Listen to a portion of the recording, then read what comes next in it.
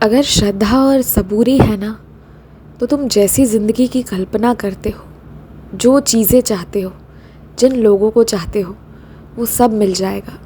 और अगर श्रद्धा और सबूरी है ना, तो जो लोग तुम्हारे लिए गलत हैं, फिर भी जिनको अपने ज़िंदगी में लाने की तुम ज़िद कर रहे हो ना और मान नहीं रहे हो, तुम वो भी समझ जाओगे। आज तुम मेरे सामने बहुत से शर्त रख देते हो ना, पर जिस दिन श्रद्धा और सबूरी आ जाएगा ना, उस दिन सिर्फ विश्वास रहेगा।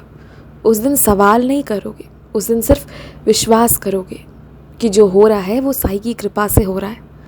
और फिर देखो, उस दिन तुम्हारी ज़िंदगी सच में बदलनी शुरू हो जाएगी। उस दिन तुम अंदर से खुश रहने लगोगे। वो वही दिन होगा जिस दिन से तुम्हें सब मिलना शुरू हो जाएगा। तुम्हें बुद्धि मिलेगी, तुम्हारे पिछले किए गए मेहनत के फल मिलेंगे, सब मिलेगा तुम्हें। लेकिन श्रद्धा सबूरी रखना ज़रूरी है। एक बात तुम मान लो, जब चीज़ें किसी के नियंत्रण में नहीं रहती ना, तो अंततः हर कोई ईश्वर को पुकारता है। और ये हर इंसान की अनुभूति होती है कि ईश्वर से उसका साक्षात्कार हुआ है। ये अलग बात है कि उसके बावजूद भी अपनी ज़िंदगी की परिस्थितियों और कुछ कड़वाइयों के कारण वो ईश्वर को छोड़ देना चाहते हैं। पर जिससे भी पूछ लो, दिल से पूछना, चाहे वो तुम्हारी नज़रों में अमीर हो या फ़कीर हो, सबका ईश्वर से कभी ना कभी साक्षात्कार हुआ रहता है। कोई तो ऐसी अनुभूति होती है जिससे उसे ये पता रहता है कि ईश्वर है।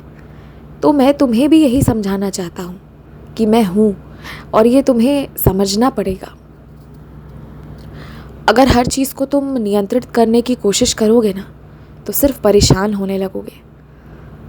तो इसलिए कुछ मत करो, जाने दो। जो जैसे हो रहा है उसे होने दो। वक्त जब जैसे जो मांग रहा है, तुम बस उतना काम करते जाओ।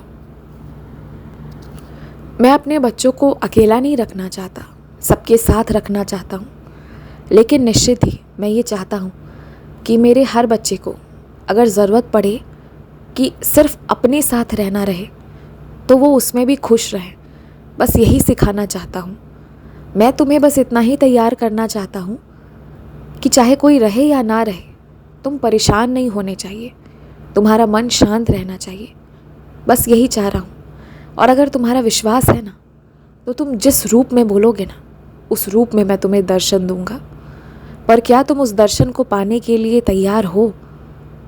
ये सवाल मैं तुम्हारे लिए छोड़ रहा। इसका जवाब तुम अपने कर्मों के द्वारा मुझे देना।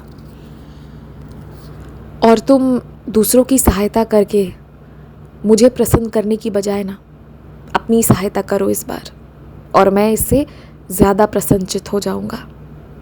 खुश रहो।